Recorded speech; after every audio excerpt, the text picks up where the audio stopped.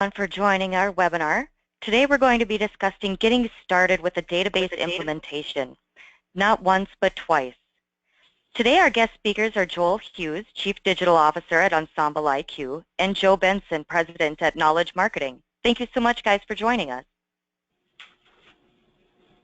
Thanks. Thank you. Glad to be here. Thanks, Candace, and thanks, Joel. Wonderful. First, let's learn a little bit about Joel. He brings over 15 years of experience in all areas of digital B2B media and has implemented a database at Scranton Gillette and now at EnsembleIQ. Joe Benson, as the founder and president of Knowledge Marketing, has over 20-plus years of experience in technology and data industry. He has launched several high-growth business initiatives here at KM and is very passionate about helping his clients like EnsembleIQ reimagine their business. Joe's company, Knowledge Marketing, or KM as we call ourselves, is the host of today's webinar. We're a technology firm that helps companies find those aha moments that inspire them to reimagine their business. How do we do that? We take millions of data points and transform them into meaningful connections so our clients can sell differently, market smarter, and engage their audience in new ways. So we thought we'd start at the beginning with EnsembleIQ and share our story of getting started with a database implementation, not once but twice. First, a few housekeeping items. If you have any questions, you can type them in throughout the webinar, and we'll answer as many as we can at the end. You can also live tweet at hashtag once but twice, not once but twice, excuse me. Today we're going to discuss where to start, best practices, how to see your data differently, building a strategy that will drive the project, and of course, an implementation does not have to be scary, really. Okay, Joel and Joe, are you guys ready to start our discussion? Born ready. Absolutely. I'll be checking those Twitter too, so I'm just kidding. I'm not checking Twitter, but if anyone throws out some tweets or some hashtag on this discussion, that would be pretty hip. I'm ready as well, Candace, so let's get started. Wonderful. Take it away, guys. All right, thanks, Candace. So Joel, you and I have worked together for a while. Let's kind of get to the first question, because I think it'd be great to kind of walk through a series of questions here. You know, starting out, what have you learned from your implementation experiences? Sure. So, you know, there's you never stop learning, and every time you do it, there's new stuff you come across. If I did it again, I'd do things differently again. So what I've learned so far is you want to, and we'll go into a lot of this stuff in more detail, but you want to front load as much stuff as you can as far as vision and marketing and mapping. And that means that there's a lot of stuff that you can do before you even lay one bit of code down or actually implement anything technical. And again, we'll get into that in more detail. Internal roles and controls, you know, who are your gatekeepers of the data, who is going to be querying for it, you know, that entire workflow of sort of internal data maintenance and whatnot. Is a major eye-opener, and we'll hit on that a little bit as well. I did a talk on that for ABM a couple years ago. Data integrations being simple versus complex, so simple and functioning versus complex and never launched. So just remembering sort of the big rocks and the big goals that you're going to get out of the database without kind of getting caught in technical minutia of some Rube Goldberg system of APIs to do this magic thing, and then missing the point that you've never had your data in one place. And a couple other things here on this particular slide. Not quite at aha moments, but that's all right. There'll be aha moments next. But you know, the amount of people that you bring in the circle on this particular project, it's very easy to have sort of death by committee and detail paralysis. We're going to touch on that in a second as well. And kind of tying into that is just keeping that elephant principle in mind, just taking it one bite at a time, and getting those wins, ranging from big to trivial, in that order, and keeping that vision the whole time. Yeah, I think those are all great points, Joel. The one inside joke that you and I always have, even above some of those great points, was the whole training. Yeah, the training conversation we had, where the first time we did this, you called me and said, hey, I expected your team to rappel down the side of our building and, during the implementation to train our staff. And although we joke about that, we really did learn from the KM team that we had to do some additional things around training and making sure that the onboarding process was a little more solidified. And, it's a great thank you when you have good customers that help you kind of learn what's going on in their business and how it impacts in your world. And that kind of leads into, those aha moments that everybody runs into, both good and bad. And, what were some of your aha moments that you had throughout this process? Sure, and there never ceases to be them, because in a lot of cases you don't know what you don't know, and until all that data and all of that audience behavior is in one place, you don't even realize what insights and what sort of cultural shocks or changes that might bring about. For example, you'll see overlaps in product segmentation and behaviors from audience that you never expected. I can't believe this many people from this brand also participated in this other thing, and or the other way around. We thought that this group was very similar to this group, and it turns out they're not. And a lot of insights that are really amazing come out of that, and a lot of potential revenue opportunities and efficiencies.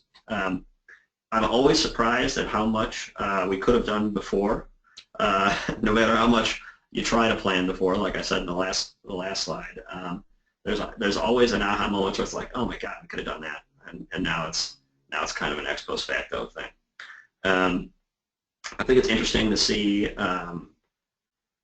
how data that used to be compartmentalized by brands, when you take away sort of that brand layer and get into just the persona layer, there's a lot of ahas there, and then also sort of various internal reactions. How is this group going to react to this insight? Are they going to magically think it's a new revenue opportunity, or is it going to be something that that they're just not going to understand off the bat? So those are things that just like jump out at you, and I'm sure, Joe, you've got a couple from seeing your many implementations.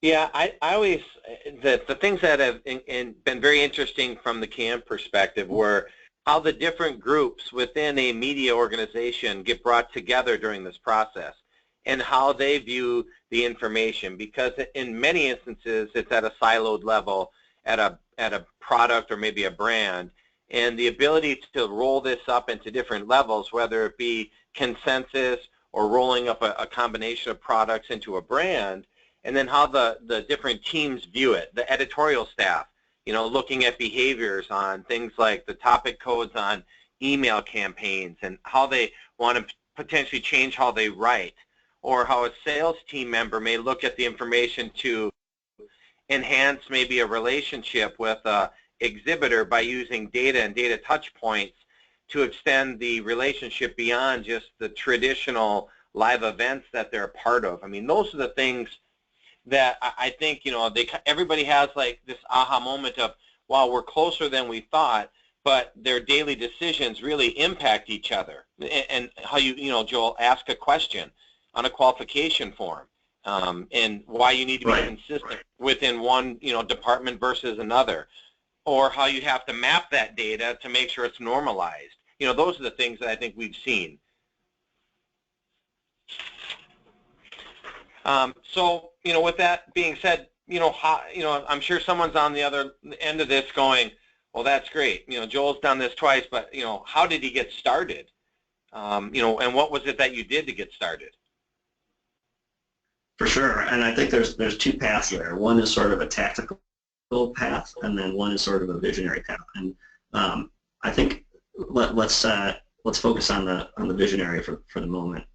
And to me, it's that Jeff Bezos sort of technique where for an Amazon product, if you can't write the PR for it before you even start it, don't start it yet. So it's that begin with the end in mind, which you'll see as a recurring theme. But you don't want to build the whole tool and then after it's all done, be like, okay, now what?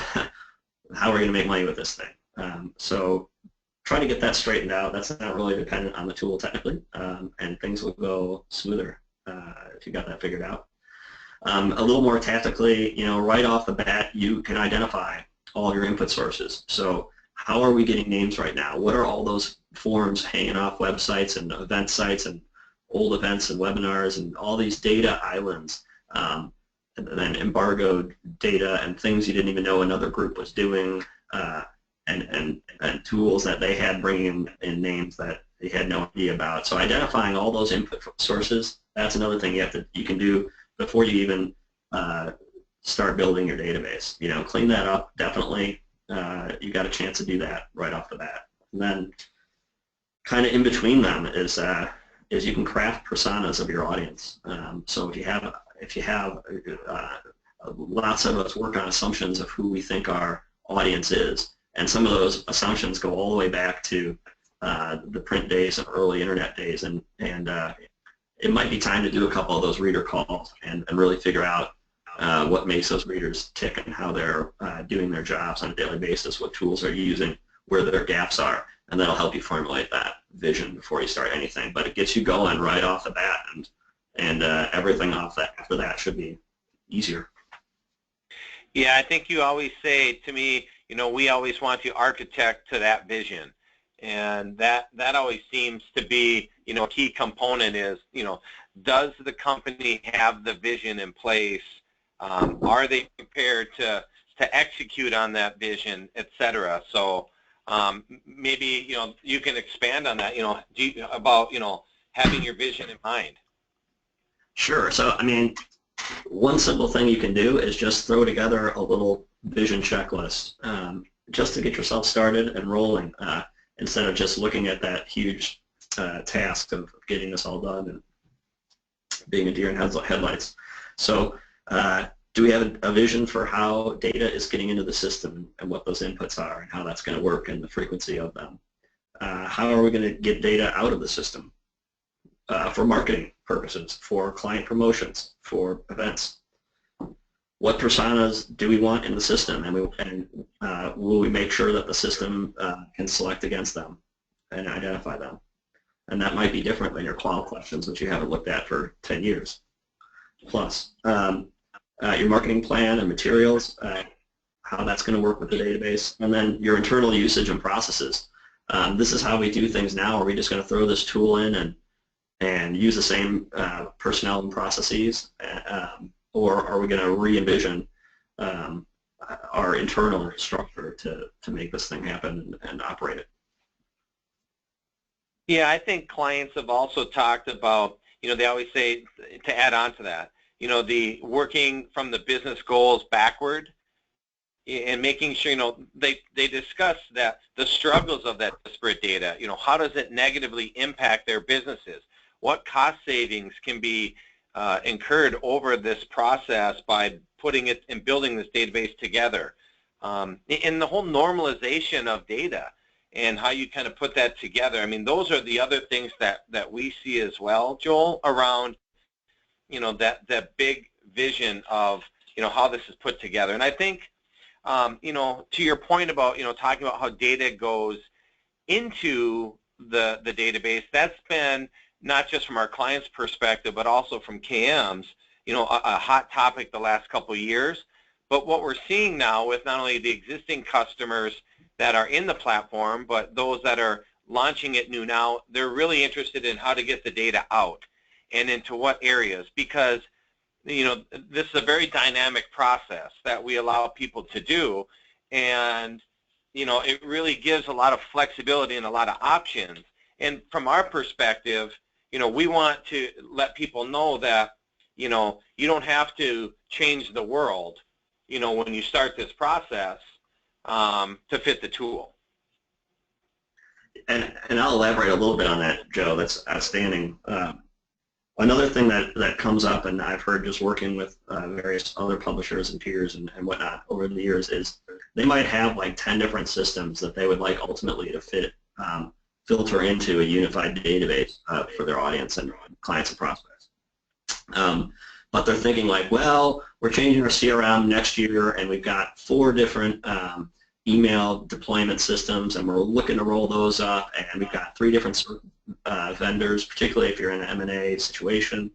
So we want to get those contracts end in like 2 years, and this sales rep is still using Act over here, and if you wait to like upgrade all of those systems and then have this as like, oh, the icing on the top will be once all that stuff is sorted out and these roles are figured out and we've merged our offices together and we've done all of this consolidation and other cleanup, then we'll be ready for that database tool. And this thing, as far as just getting started, don't let that stuff get in the way again of the big rocks. This thing can be scaffolded over your current landscape, no matter how rocky and ridiculous it is.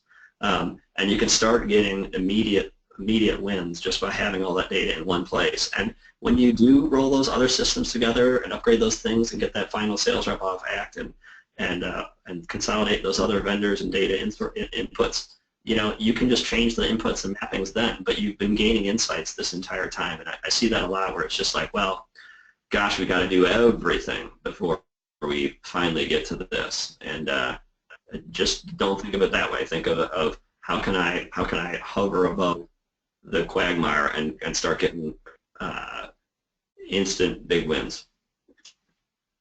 Yeah, I love that concept that you have there, because it really rings true to how clients can effectively get rolling on this. And some of these projects are very large. We have some clients with thousands of different files they're bringing in, and if you waited till the end, you would lose maybe some ability to jump into at a brand level some of this great insight that you could be gaining as you're loading information in. We often get referred to as middleware, Joel, where we're really the middle layer between those incoming source files and the net database, which is and the transformational information that's in there, along with that like dynamic file structure that's available. People have to realize that you can adjust along the way. This is flexible. It's very dynamic. We don't lock you in. We don't say you have to have one input source file in this format fitting our mold or it doesn't work. And that flexibility is really helpful for people when they're walking through the process. That's right. Yeah, I really hope that makes sense to everyone, because I see that a lot where it's just, oh, we've got some complex thing going on, and you just scaffold it above and then change your inputs later as you evolve the rest of the business, but don't wait because of that. Right, and same with output files. It's dynamic on outputs as well. Maybe some of the file outputs or the calls that you would make against the database need to be specific for the end result. You can customize them to that, on your own end. But it's not just the input data coming in that can be dynamic. There's definitely some options on how you get data out of the database as well.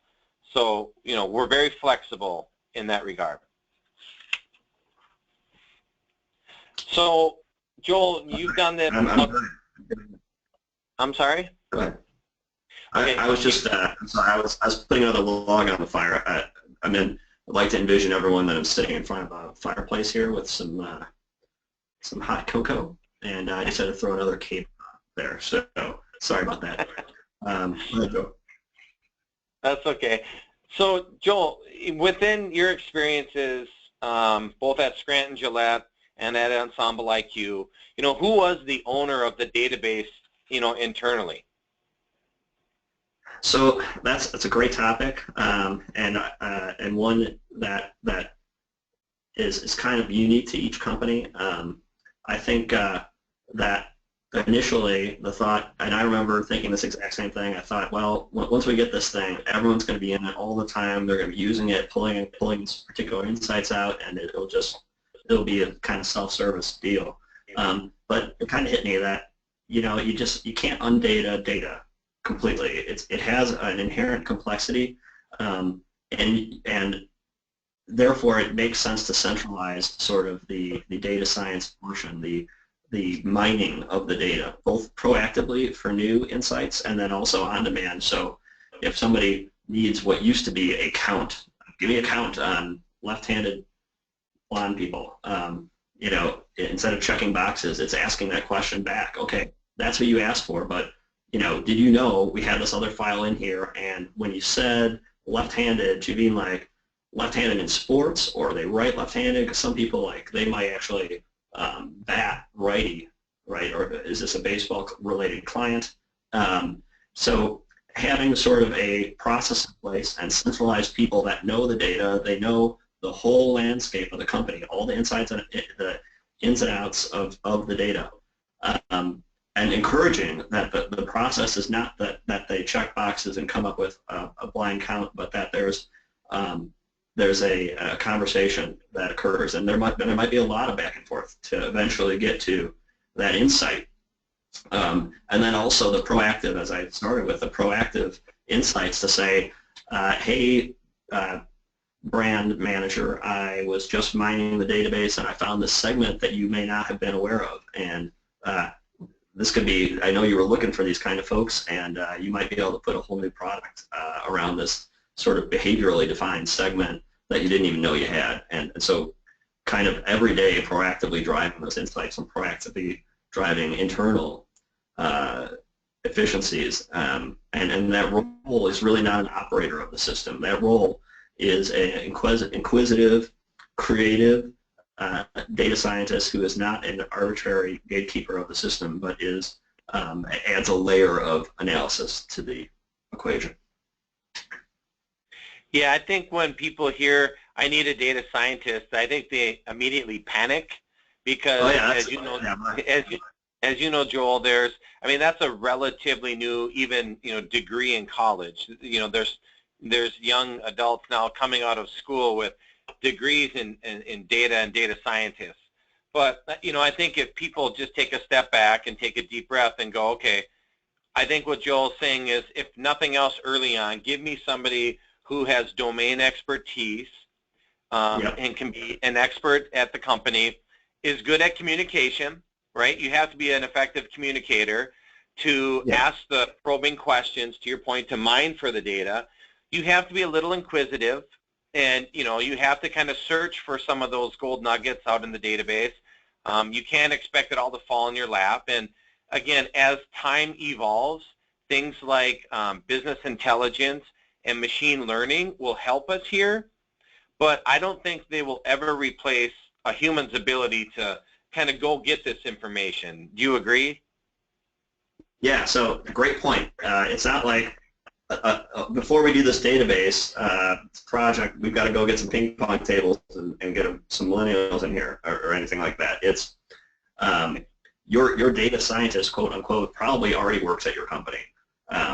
They're the people that are they know the industries inside and out that you serve. They know your audience, and with this new tool set, you might be surprised at what some of your existing resources and structure can do with this. Yeah, I agree. Although I like the idea of a ping pong table. Yeah, I do too, actually, quite a bit. Actually, we have one. So, kind of getting back, what was the result you want? And, what did you want to get out of this? Getting back to the questions. So I think,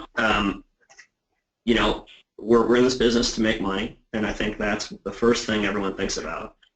I think you can get some amazing wins by making yourself that first client. So when you're starting with your database implementation, look inward and see how can we make dollars flow through to the bottom line more easily by using this new tool that we have. What can we automate? What insights can we create? What previously manual processes can we get going and speedier with this thing? And I think that's really the biggest first win, and something that's very easy to overlook. And what that also kind of fosters is a culture of calculated moves, a culture of doing things based on knowing the answer already because of what the tool is telling you, versus like maybe we should blast this out to 1 million people and hopefully they might come to the event again. It's an immediate culture of like, how do we target the exact people that should come to this event? and we'll be able to measure and pivot as needed. And then, of course, as I started with, the incremental revenue, that will come as well. But don't forget about how this can be transformative to your organization internally. Yeah, I mean, the revenue side, I have a couple points here. The revenue side, I mean, we have clients that are generating upwards of $1.7 million a year in business directly related to their database programs. So it's real money when you get the domain expert in there as the data scientist who can communicate well with their audience and really show them the insight that's available. Because the first-party data that's being collected by our media companies is very valuable, Joel. You know that just from having part of that. And others use it as a retention tool. I mean, have you seen any client retention from this where they've used it as either a save technique or they've retained a client because they could show them different engagements across different touch points where maybe the advertiser or exhibitor thought there was only one level of engagement with your business? Sure, or even showing how much of an audience segment that you might have that's custom tailored to them that are really fans of that client and that brand and their material, where just in this post-mortem fashion you have an ability to, like never before, to prove ROI, even if that measurement wasn't part of the package. Yeah, in the culture point that you made earlier, I think the big difference is it's selling to the solution, and maybe like you had mentioned before, a persona versus a product first selling. I find that a lot of our salespeople that work with our databases, they try to get people engaged with the audience, and then they bring them into the product secondary. And I don't know if you've seen any of that with your experiences or not. Sure. I mean, just asking your reps, to talk to you before they go on a big prospect call or client call to get that annual renewal, and make sure that they're up to date on all the people that are important to them. And make sure that insight is tied to the goals of the client for that year. Yeah, and I think lastly, just operationally, on average, our customers see between 15 to 20% operational cost decreases. So there's definitely an efficiency to be gained. The smarter marketing, the data's already integrated. So when they pull their list together, they're not doing additional merge purge work or wondering what their file sizes are, at least from an in-house perspective. It's easy for them to get to that data. And Joe, did you want to touch on the sales view?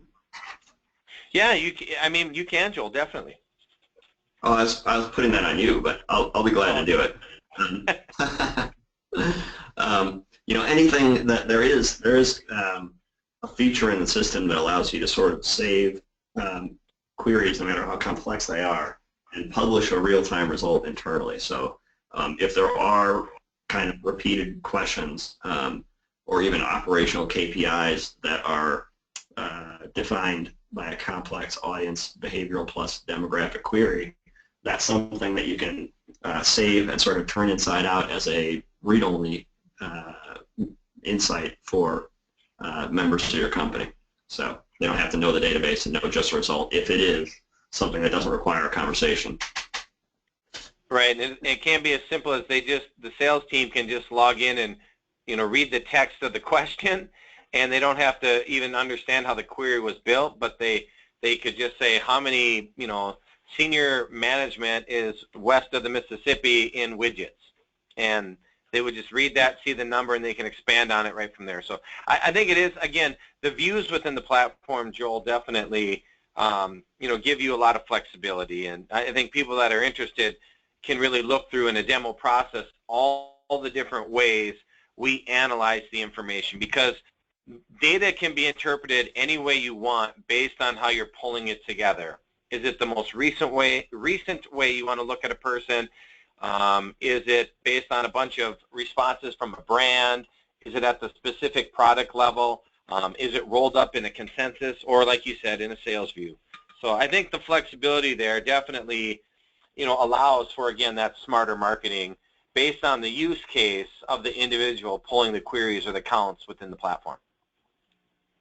Right on.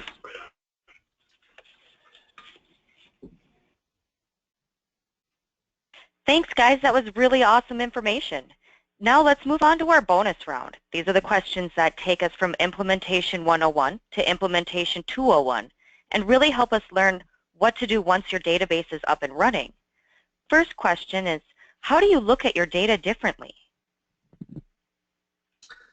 So, you know, and I've touched a little bit on this stuff, but, you know, once you remove brand silos, I think that immediately, so instead of looking at, oh, this is an audience for this publication, this is an audience for this brand, this is an audience for this brand, once you pull those, and you can still have them as silos, but once you remove that mentality and start looking at folks sort of as a sort of a horizontal swath of audience, that is really a different perspective, and you may not have seen it from that perspective before. So that really sort of inspires new ideas and creative audience solutions and problem solving.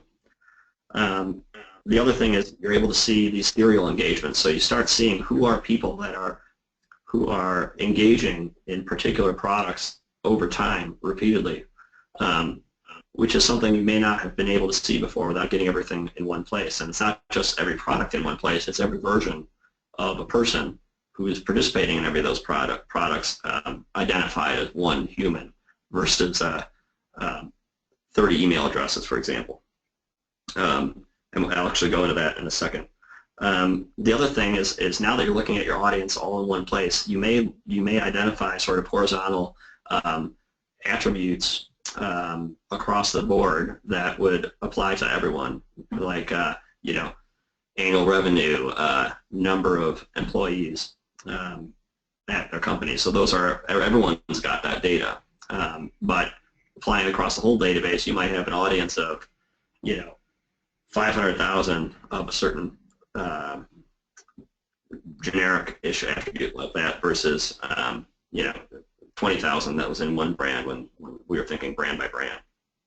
And then also just looking at the concept of a individual consensus profile of someone versus how we used to think of people, like if there's a person getting a magazine at 2 different locations because they've got a summer home and a winter home, maybe 3 because they've got an office, and they've got a Gmail address, a Yahoo address, and they're a consultant, so they have an email address for that, and they're working at a company, so they've got an email address for that. We would consider that 10, well, some publishing companies or media companies would consider that 10 different people before, and now they're one person with 10 different attributes, and that's okay because they want that magazine going there in the winter, and they want that newsletter going to their personal and this newsletter going to the other thing. So it's not a bad thing. It's a great thing, and it also allows all that behavior to be aggregated. So I think it's a simple concept, but it's new to a lot of folks. Yeah, the silo-driven to the, you know, holistic view is really the 100,000-foot way that this has changed, because again, there's so much you can do when everything's together based on the use case. You don't get, you know, pigeonholed into a BPA statement or maybe a number of emails that you sent and maybe the number of attendees at a live event. You can look at all of those attributes together and roll them up and really give a good impression of what information is out there. And it's, again, it's a more global approach to the process, but I think to your point, Joel, it really gives a lot more options to our customers and to their customers when they want to do some data acquisition or data enhancements of the information that you guys have. Yep.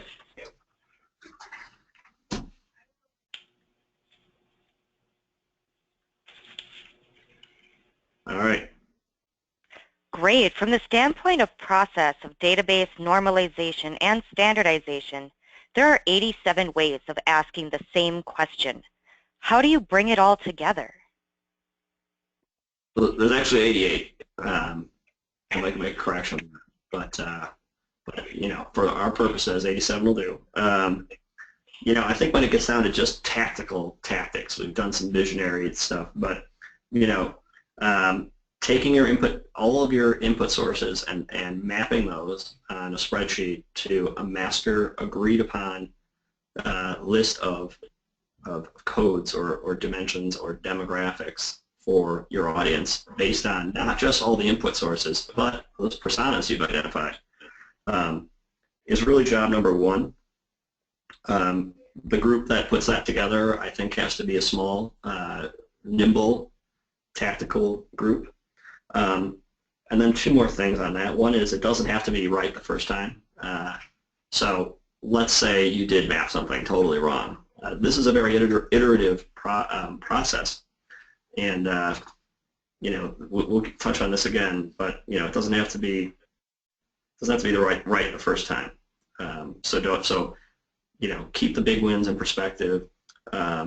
Don't get too down into the details, but mapping those input dimensions is just it's a crucial tactical thing. And again, you don't need to have your database together to do that. Yeah, I think the other thing, Joel, that I'll add to that is, the file watcher program, where once you've identified a recurring data source and it's been mapped and standardized and normalized, correctly, you can continue to drop files out there, and it will, consume them in without any human intervention. And then, you start thinking about things like APIs, where if you want to do a data call and bring the information in on a single record or pull the data out on a single record, both of those make it really easy to keep bringing this information all together. For sure. Fantastic, guys. So on the next slide, we'll look at a Dilbert cartoon. And we see that data is a common challenge for every business. Fun little skit. And when thinking about real time, how integrated does it really need to be? So great question. You basically want to take your integrations as simple as possible, based on available time to market. So if ideally you would want a real-time to the second API of everyone that's looked at an event registration page and register within 2 minutes, and then deploy an automatic marketing automation message to them, and then do these 10 other things, when really a flat file of registration every week will probably do the job. Start with that flat file. It sounds totally basic, and you can't believe you're still talking about flat files, and oh my god, this should all be API'd out in real time. It's like, yes, but simple is okay every once in a while. Same thing with any input. If the input source changes like by a couple folks every week, let's not make that a 10-minute to the integration. Let's make that maybe a weekly integration, and move on to the next big win. If we find out, and also sort of program to the exception. So when you're thinking of how complex this stuff should be as far as integrating with existing systems, and how real time it is, and everything like that. Make an assumption, move on, try to get that big win, and then if an exception does occur and there's a need to revisit that, you can always go back. I think too, Joel, around integration, it can be valuable to the business, and I always say, does the revenue warrant the expense? And if it does, then I always encourage people, let's find a solution to make it happen. Because there are instances, as you know, like programmatic buys of this first-party data.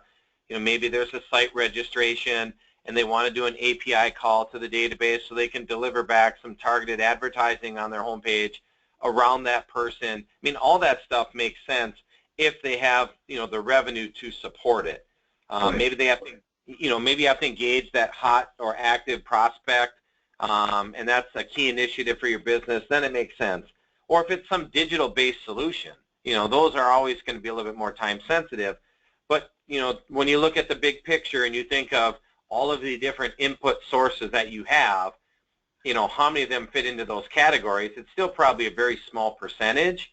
but it doesn't mean it can't be done. It means, to your point, let's work on the things that are most important to the business that add the highest value first, and then we can come back and fill in the holes in some of those other maybe less critical areas with the data. Yeah, I mean, you might have somebody in your implementation cohort at work that are like hell-bent on, content customization, and they think people are going to come to the front page of the website and be like, "Ooh, I would like to select Joel's news for today." And I mean, generally that's not a real use case, but that's what they had done at their last job, and they're new and they're trying to impress everybody, whatever it is. There's two dangers there. One is wasting too much time and missing big wins by building to that edge case and that whimsical vision that is unproven. And then the other one is just missing out on sorry, I'm losing my train of thought. All of a sudden, the fireplace here needs to be stoked. That's the main thing. I had a second great point, but it's left me by sitting in this empty fireplace room. Not a problem. Fantastic response. So Yeah. moving on to the next question, what exactly is the 85% principle?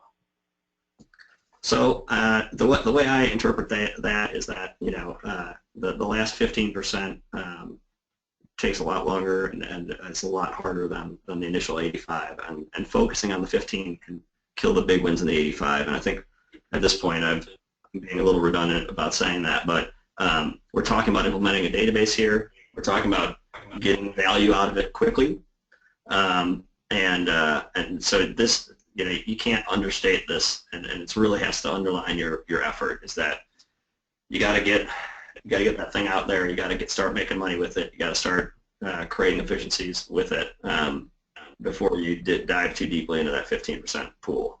The other thing that ties into this is that the project it's never done, right? I mean, it's a continuative, iterative process, and it'll evolve. It'll get to where it needs to be. And it'll change and grow with your business, but this is never something that's launched. When is the database done? Never, basically. It'll constantly evolve. Yeah, I agree. I mean, again, they're dynamic solutions. Again, if adjustments need to be made, make them. And we always joke internally, don't let perfect stand in the way of good. We can get these things set up and they're great. But it doesn't have to be perfect out of the gate. You can still move forward with the adjustments. You don't have to start over if that happens. That's right. So we have just a couple of minutes left, Joel. If I could ask you, would you do it again? If you had to do it another time, would you do this again? Absolutely. I think it's one of the most transformative and engaging and fun parts of this business, and it's not really optional. It's I don't think you're really driving with a clear windshield until you have a system like this in place. So if you're implementing it, you also have a chance to really put on that cape and I guess be like that Lego Superman and save the day. So I would love to save the day again. It's fine with me. It's a terrific project. And maybe just one last question. I'm sure people are wondering, a time frame on these implementations. Do you have any feedback that you could provide the listeners? Well, I don't want to pigeonhole you guys into some sort of implementation expectation, but it's always, I've never heard someone say like, they'll ask me how long I think it takes, and I'll tell them, well, maybe like if we've got a lot of our vision and mapping done, I don't know, 6 to 8 weeks, something like that. Maybe 3 months would be a good general time frame. Everyone's always like, oh my God, I thought it would be way longer than that. So it varies based on the scope of the integration, obviously, and how much homework you've done beforehand, and how much you've decided to be in the 15% versus the 85, and how much you've taken our lessons in the previous slides to heart. But it's always surprisingly fast, and generally In both of my implementations, I was shocked by how quickly KM was presenting me with that beta version of the database with everything in one place, and it's almost like an emotional, parental moment when you see that thing live for the first time. So it's great. That's awesome. Thank you. Wonderful, guys. Great information. However, that is all the time we have for questions. I wanted to thank Joe and Joel for sharing your insight with us. It was really enjoyable. And thank you everyone in the audience for joining us for today for our webinar. We'll go ahead and send over an email following the event with the recorded version and a link to Joel's handout of the 30 things I learned getting started with a database implementation. If you have more questions, you can feel free to connect with us via Twitter, hashtag not once but twice, email at info@teamkm.com, and our phone number 866-844-6275. Thank you so much again, everyone, for your valuable time, and have a great rest of the day.